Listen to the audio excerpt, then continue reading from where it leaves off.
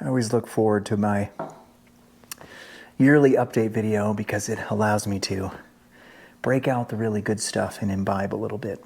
Here's the story. It is 2025. It is getting close to the end of the year. It's mid-October.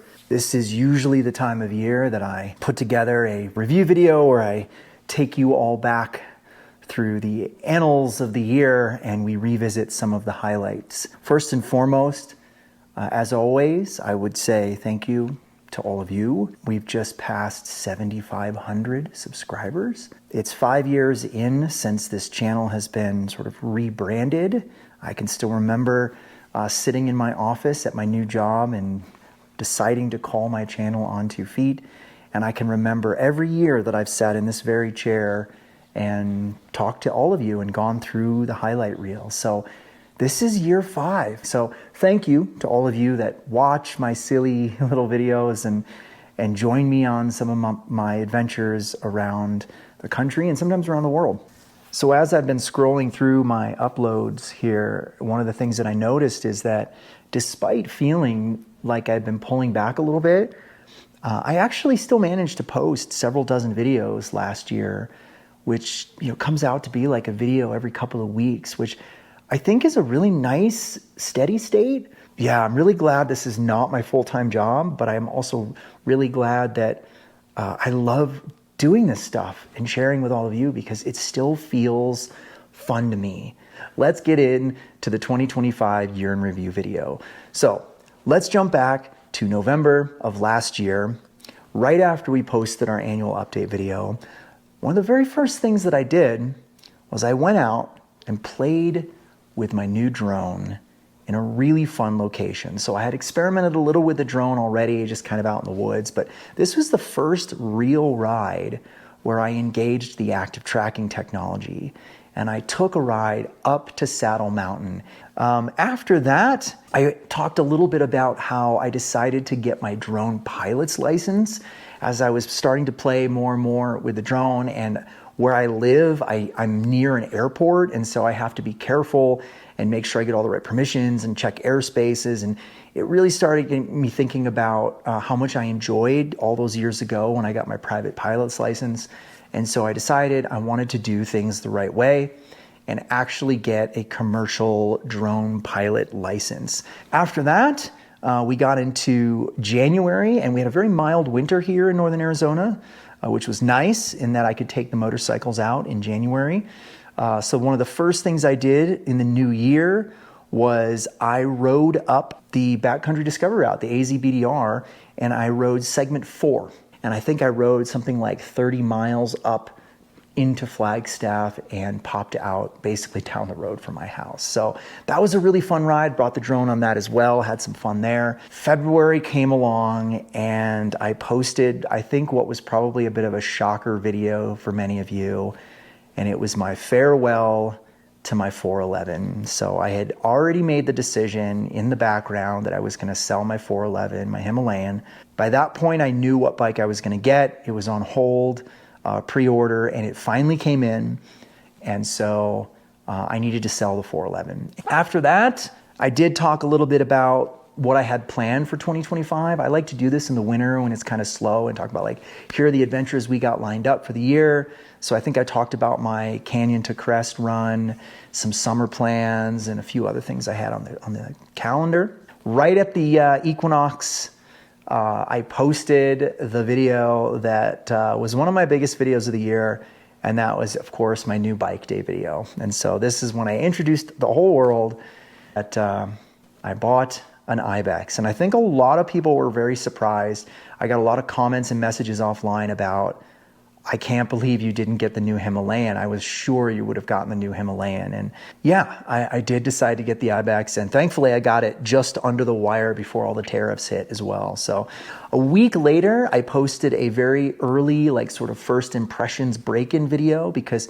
just in that first week of riding, especially riding slowly to break it in, I was already discovering some little quirks about the bike that I did and didn't like. Then we got into some maintenance, so I did my first oil change at 600 miles and documented that. Hopefully that's helpful to some of you who are also doing your own oil changes. Once I reached my break-in mileage, the 600 miles, the very next video I posted just 3 days later was I finally got to take it up to highway speeds. I had been very careful to baby it through the braking period. And so now that it had new oil and was broken in, and I said, like, here we go. We're taking the training wheels off. Let's get up on that highway and see how she feels at 75, 80, 85, even 90 miles per hour. Then I was starting to miss the CRF. So I decided to take the CRF over to a small mountain here in town called LeBaron Hill that I've always wanted to go to the top of, but it kind of is in this awkward place surrounded by private property, so you can only come into it from one direction. We didn't have any issues. We got there. It was a fun day. And then at the end of May, right as the semester was coming to a close, I set out on my first real adventure on 2 feet, and I did what I dubbed the Canyon to Crest, also known as the Hole to Hump. So this is where I started down at the Colorado River at the bottom of the Grand Canyon and ran all the way back to the highest point in Arizona outside of Flagstaff, and that being Humphreys Peak. And so basically I ran from about 2,000 feet elevation up to 12,000 feet elevation and covered about 80 miles. So that was really fun. I put out an update video in the spring, just kind of filling you all in on some things that had happened. And then in June, I had a couple of interesting little side adventures. I had to go to Colorado for some ice core work at the ice core lab, and I made a random side trip up to Illinois so that I could go to the high point of Illinois, which is this weird, quirky place called Charles Mound that you can only visit on like 6 days a year. So I did decide to spend one extra day in Colorado so that I could properly hike up to the summit of Pikes Peak, a mountain that, while I had been to the summit before, I never actually hiked to the summit. And as I was trying to close out all the 14ers, that was always going to bother me. So I made sure to actually get in a hike up the mountain while I was in Colorado. Now, it was very snowy when I did it since it was early June. And sadly, I did run into another hiker on that climb who ended up slipping and falling down an ice gully and didn't survive. So I got a call from search and rescue. And I had to talk to them about our encounter. It was all very surreal. In early July, I posted that I had decided to purchase the hard panniers for the CFMoto, and I was very surprised actually that I couldn't find a single video online of anyone with the Ibex or the 450 MT that actually had the hard panniers.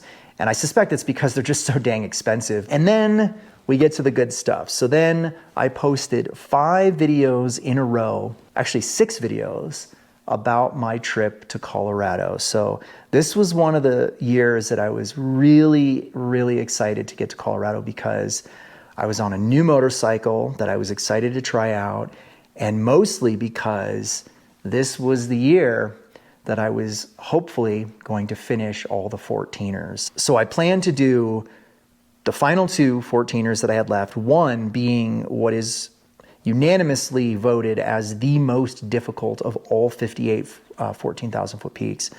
And it did not disappoint. I guess that's what I would say. It was hands down the most difficult 14er that I've ever climbed, and I will never climb that mountain again. So if you'd like to see all the crazy video footage from that climb, it is posted in part 3 of that series, and it will make your palms sweat. Moving on, we get into late July. I finally posted a full in-depth review of the Ibex now that I had just come back from a 1,500-mile Moto adventure tour. So I was able to really speak to the performance of the bike. I did take the CRF up Mormon Mountain down the road again. That's always a fun ride. There's a section in there that's makes you clench a little bit, and I've had some wipeouts on that section in years past, especially on the Himalayan. It's just a nice way to refresh my off-roading skills, and it's just 12 miles down the road, so it's really convenient. Then we took a little trip down to Fern Mountain, which is another mountain down the road, and I talked to all of you about my hopeful sabbatical next year in Seattle. I posted a video about how I've reached this point in my motorcycling where I've got this garage. In that garage, I have these 2 motorcycles that serve 2 very distinct purposes for me. As I sit right now, I am wildly content with my current configuration, and I don't anticipate that that's going to change anytime soon. We come up to the last few weeks. So 2 weeks ago, I ran the Stagecoach 100 trail run. It was my first 100-miler of the year, and I had a really good race. Shockingly good.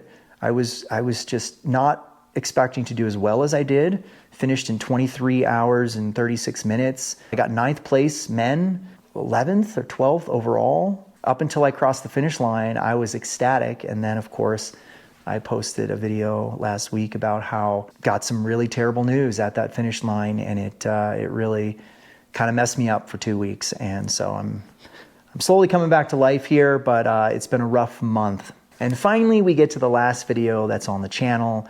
Last weekend, I threw some stuff together at the last minute and decided I was ready to go out on a little moto tour, and loaded the Ibex up and rode over the mountains and through the woods to the small unincorporated town of Skull Valley in Arizona, where we seeked out and found the largest tree in Arizona and the largest cottonwood in the United States. So that was a really kind of fun, cool day, and I'm really glad I did it. And there you have it. That brings us up to today. So tomorrow morning, I'm getting up before dawn, and I'm going to go north of town and run 18 miles on the very muddy and wet trails, which should be fun. At the end of this month, I've got a 50-mile trail race that I do every year called the Mountain Masochist, and this year's a pretty big year. This is my 9th year. So if I can finish this year, then when I go back next year, I'll finally hit the big 10, and I get a special finisher jacket for 10 finishes. So I'm excited about that. Just got to get through this year, and then we can focus on next year. I've got a list that I've started of some other fun adventures. I'm really starting to get that excitement, that grin back on my face of like, ooh, you know what we could do is, here, getting out the maps and just kind of scoping around on the maps for cool places to visit. So I think 2026 is going to be a really interesting year.